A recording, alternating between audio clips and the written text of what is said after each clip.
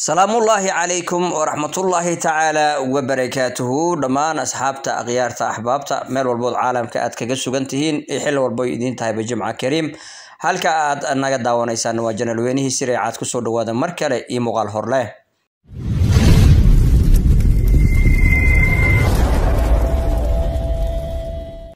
wadku maadsantihiin daawashadiina iyo sida qiimaha badan ee aad ugu xirantihiin channelka ama aad u garab taagantihiin inta baan idinkaga mahadcelinaya sharaf dushiina ha ahaato meel walba aad ku sugantihiin hadii aad channelka ay tahay horaantidii ugu horeysay aad la kulantana subscribe noo saar kambareelka furta fiidiyoogana noo like gareeya dhamaantiin basiina share gareeya inta asxaabahay dib nooga soo biirtayna aad baan ugu mahadcelin doonaa inta markaasi hore inoo la joogtay ee waqtiga dheer iyo waayaha adag bal la soo martay channelkana waxaan idin leeyahay sharaf iyo karaam iyo cizi dushiina ha ahaato kun jeerna waad mahadsantihiin xaqiigana qiimo badan ayaan idin hayaa guuleysta abidkiinba maanta oo jimcaha waxa stuudiyaha noogu marti noqon doono ama aan markaasi ku falanqeyn doona oo aan meelo badan kaga fiirin doona horta heesaa soo baxeen heesaa masidii saxda ahayd ee markaa ay hawsha u socotayba ma weerar cusub oo qoorta la isku gelinaya mise waa markaasi aqliyadii aan iska ogeyn oo social media 90% la iska baandeysan jiray ma dhinaca ka raacnaa mise banaanka ka istaagnaa inta waan ka wada hadli doonaa horta marka ugu horeyso si aad muuqaalka ula socotid aan ka dabageeyo in yar stuudiyaha dadka inoogu martida ah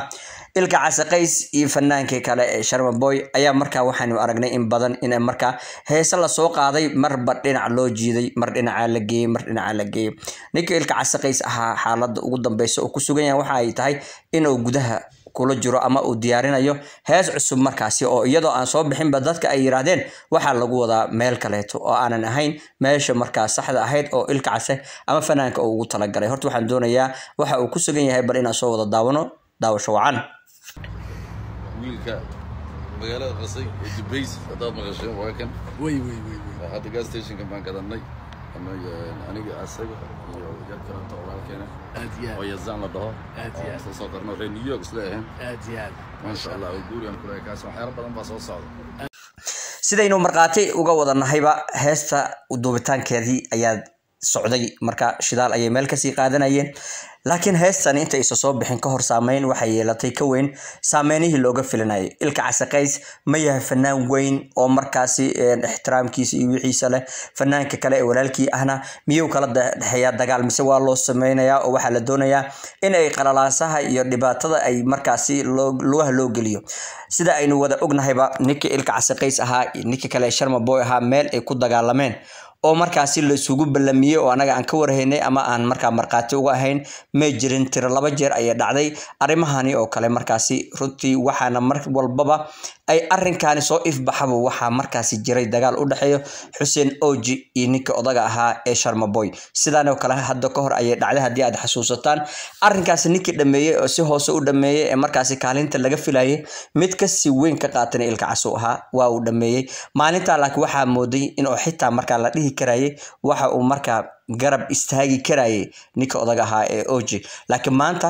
meelna ma jirto ee labadan qof ay dhihi karno way isku garab taagan yihiin ama way isku garab istaagi karaan marka heesahani ilka casi inta badan waa taqaaniin waa nin dagaal kala adag ku jiro waa nin markaasi hawlihiisa ay iska badan yihiin oo badda ay yihiin fanaankan waa fanaan waqti badan iyo markaa waaye adag ba soo maray waxaana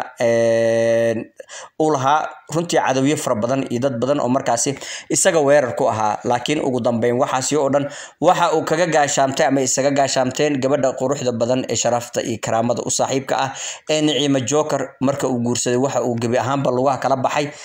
dhiiqadii ay Soomaalida afarta dhinac ay jiha walba ay markaa u seeriyaan oo ay jecel yihiin qof walba oo ka dhowrsoon in markaa ay cagaha u soo galiyaan waxayna ku fariisisay kursi boqortooyo ah markaa oo ahaa mid oo filanay halka markaa dhinacan kale u soo jeesanana ninka odaga ahaa ee Sharma Boy jawaabaha يعني markaas looga bartay uusan zamankan dambe aad u bixinin oo waxaynu aragnaa markii la soo caaya ama qof ay ishayaan in uu markaasi hees ama laba hees inay soo baxdaba laga yaabo bar week ama laba week kadib inuu mid soo baxdo ayaa laga yaabaa halka marka hore lagu garan jiray in uu isagana soo ooda ka soo qaado oo qof bil aadam kasta oo in yar oo dambi ah oo ka gala in uu markaas isagana uu ku sameyn jiray weerar aanan la garanayn halka uu kaga socdo iyo sida uu markaas qofka kale u wajihi karo dhamaan waxaynu marqaati ka wada ahayn dagaalo badan oo hore u galay inta ay markaas boqoradiisa milyuumaanka dalka Mareykanka ay sacagteeda ku galin oo markaa ay ka run sheegin jacaylka dhabta ahaa iyo nolosha qaaliga ahayd ee ninkeeda la soo martay iyo rabitaanka xaggooga labadaba ay dhab ahaan uga run sheegin waxa markaas uu ahaan jiray qof dhayqeysto laakiin inta wixii ka dambeeyay waxa uu si weyn oo markaa u fariistay kursigii boqortooyanimo ay markaas u igmatay amaba markaas ay ku maamustay boqoradiisa milyuumaanka inta wixii ka dambeeyay ma jirin wax dagaal ah oo markaas waaweyn ka qayb qaateen waxaana mar dhaweytole soo ifbaxday ama marar dhacday isagii oo jeenis qabtaan oo marka labaad ee mabaharda ay tahayba laakiin dadka oo dhan waxa ay la yaaban yihiin maxay tahay sababta marka ay inta badan Xuseen Oji ay isku qabtaan Sharma Boy maxay tahay sababta oo ay markaasi ay u dooranaya ama oo u doortaa Xuseen Oji inta badan inuu markaasi oo kula dagaalamo ninka odaga ah ee Sharma Boy in yar ayaan idinka dabageenaya inta badan Xuseen Oji waa nin aad u ciyaaro ama lagu yaqaano TikTok-gaasina inta badan hadaa aragteen ama aad la socotaan dadka ugu faraha badan ee isticmaalo waa dadka ugu faraha badan ee isku dhaca badan ka yimaado sida tusaale ahaan Sharma Boy saaxiibadii mid kamid ah ama Bakar ha ahaado ama Adnan ha ahaado qof kamid ah marka waxay soo taabanayaan Oji ninkan oo iimaanayaan waxay leeyihiin heesa doonayna inaad noo sameyso oo xaaladda ka turjumayso xaaladii uu galaya halkaas ay dagaal ka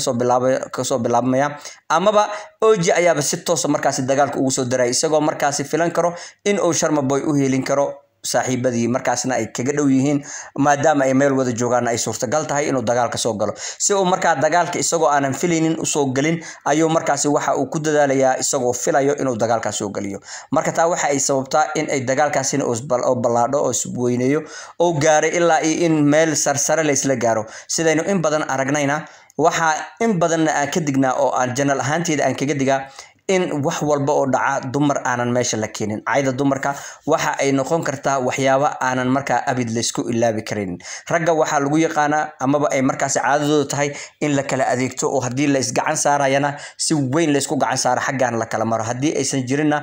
in la isku habada wax la isku marmariyo iska caadi way dhacdaa caalamka laakiin ma dhacdo in dumar meeshaas la keeno waana naga ceeb waana naga xumaan oo wax fiican maahan heesahani hadii mawduucan yar dib ugu laabtana heesaha hadda soo socda ama heesaha la aawada la isku marinayay labadaba maana arag wax markaasi ka turjumi karo inay iyaga isku weerar yihiin heesta hore ee ninka odaga ah Qays kamay muuqanin weerar toos ah oo ku qaaday Sharma Boy heestaasi bal xitaa waxa ay sameysay in ay markaasi dadka qaar xitaa ay ku tilmaamaan inuu Oji yahay ninka la weerarayo ama Xuseen Oji inuu yahay dadka la weerarayo runtii marka heesta saas shakiga ugu jiro in Sharma lagu qotamiyo qurux ma ahan waxaan rajaynayaa in aan mar walba hadii ay xitaa aan aragno wax sax ah oo aanan qurux badnayn laakiin inaan u gambino oo dhag ka siino oo dhinac kale ka marno sababtoo amaanta maalinta khilaafaadka maahan ee waa maalinta aan markaas garbaha iyo gacmaha aan isqabsan lahayn aad baad u maasantii reer siriicad fiidiyoga la gareeyay share gareeya saad u riixaysiin u geeya fanaaniinta si ay u fahmaan meesha aan taagannahay iyo halka aynu u taagannahay iyo meesha ay naga marayso waxa fikirkaagana xagga hoos ayaan noogu reebi doontaa inta aan muuqaalkaani mid xiga aan ku kulmi doonan waxaan kaaga sii tagayaa Jimco Mubaarak